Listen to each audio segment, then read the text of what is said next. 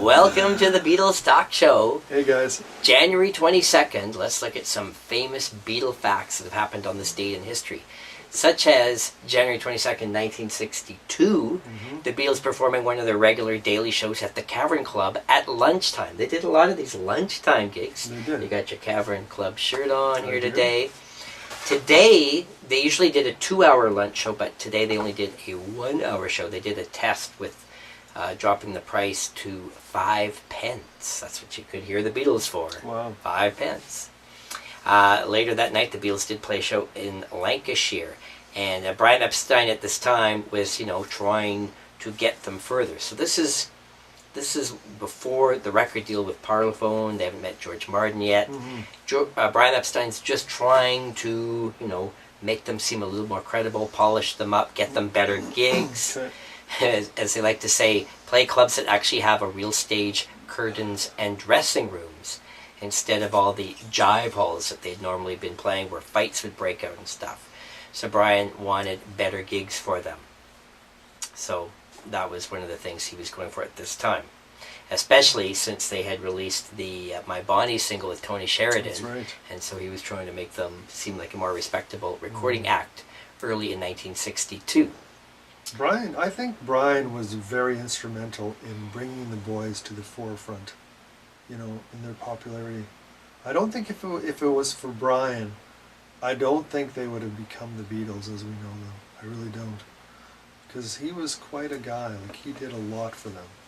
Don't you agree? They definitely didn't seem to have any business smarts really on their own. It was really making connections. That's how you get places in show business, right? Yeah. And so he was intent on getting that. Of course, he had the record shop, so he did have connections in the business. That's right. And he was using that to his advantage. It was on this date, January 22nd, a very busy day for the Beatles. They recorded 2 radio programs. Okay. Is that the BBC we're talking now? Yeah, and they actually appeared live on a 3rd program, all on the same day. This is when they're just promoting Please Please Me. They already had a hit with Love Me Do. They're trying to make it. And they even taped a performance of Some Other Guy. I love that song. Great. Which, interestingly, they never released. Who did that originally? Who was that by? It was a cover, right? I'm not even sure if it is a cover. That might be a Paul song, actually. Really? Yeah. Some other guy taking it, turning away from me. Oh my, some other guy now. It's a great tune, great, and that's one of the very earliest films of the Beatles performing live, wasn't it? That's right. That song, famous clip. At the Cavern. So on this very same day, in 1963, they're recording in London at the BBC a show called Pop In. And just for you Doctor Who fans out there, John Pertwee was also on the show. 7 years after this date, he would actually become the 3rd Doctor. So at this time, he's not known for that, but eventually. So I don't know if there's clips out there of that or not. There might be. And interesting, on this same day, Jerry and the Pacemakers, who were the Beatles' biggest competition at the time, locally, recorded their new single, How Do You Do It, which would become a massive hit in England on the radio. And it was pitched first to the Beatles. George Martin wanted them to record it because he thought it was a better song than anything that they were writing, basically. But they did record it, so there is recordings of the Beatles doing How Do You Do It, but it was not released. You can get it on the Anthology album, I believe, How Do You Do It. It's a nice little song. How do you do what you do to me? I wish I knew. John Lennon vocal on that one. Yep. Did you know from those BBC sessions, one of my favorite early Beatles songs, Keep Your Hands Off My Baby, sung by John Lennon. John always wanted to do that on a Beatles album. He even tried as far ahead as 1965 for the Help album, or Beatles for Sale, I can't remember, but he wanted to do that. He just loved that tune, and I do too. Keep your hands off my baby, they are gonna tell you just one more time. It's a great tune, but for whatever reason, I'm not sure if George Martin didn't think it suited them anymore, but they never did get a chance to do it, so it's unfortunate. Yeah. Anyway, go ahead. Did you know on this date, January 22nd in 1968, the Beatles opened their new office at 95 Wigmore Street in London for Apple, and it would, they like to say, it became kind of the house of the crackpots, such as Magic Alex, who would start to work for them. And of course, Apple would land up having a lot of troubles. Didn't they give away all their inventory, like all their eventually they did, yeah. stuff? That's Yeah. right. I'm not sure. I don't think it would be from that address, though. That's the offices. Oh, okay, that's a different one. Also on this date, January 22nd, 1969, the Beatles had been spending the month jamming and recording footage for the upcoming movie and album Get Back, which of course we know has had lots of troubles. But it was today that George Harrison invited Billy Preston in, and he would start jamming with them.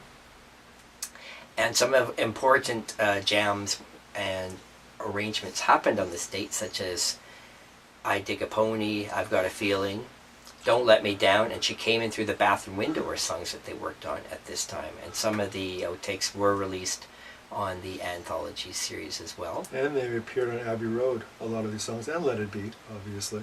Yeah. You know. In their polished final versions. Oh, yeah. And also, 1977, one of my favorite albums, even today, Wings Over America, went to number 1 on the U.S. charts, and I think it even went to number 2 here, number 1. It was a great triple album, one of the first triple albums I remember. At that time was released. Truly Wings at their commercial peak at this time, right? Yeah. Because they had followed a few number 1 albums in a row, and in fact, this was the last number 1 album that Wings would have.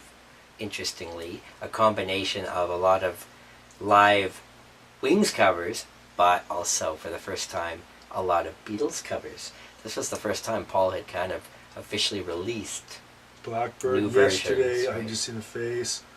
I wish he would have actually done a few more even, you know. So he, already at this point he's realizing, okay, I'm cashing in. The public, they want it, right? Well, they wanted those it, hits. Yeah. Of course they did. But that was such a huge album. Everybody had Wings Over America in 1976. I remember, you know. I remember going into Woolco department store and there were like hundreds of them stacked because they were anticipating big sales, and I think they got it, you know. So it was a great album. Did you know also on this date, January 22nd in 1971, John Lennon begins recording the song Power to the People, which he had just written the night before, based on the Red Mole journalists and his, again, political views at the time. And we always talking about Paul in prison in Japan. Well, he's in jail yet again on January 22nd, 1980. In fact, this is the second time that Linda has gone in to visit Paul in his Japanese jail cell. And she brought him some science fiction books to read, so I guess that's what he liked. Yeah, that's cool. He was a big Star Trek fan, I heard, And yeah, you know, he was, I guess, a bit of a geek. He liked his Marvel comics, in fact, wrote songs about superheroes and stuff. So do we. Yeah, so there you go. He's in good company.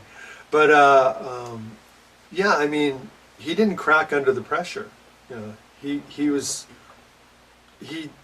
played it perfectly, I think, you know, until the day he was released. Yeah. And it wasn't your fault, Paul. I know it wasn't. So. All right, well, there you go. Some cool facts for January 22nd, Beatles related. Thanks for watching. We'll see you again tomorrow. Take care, guys. So my dear friends, come back when you can.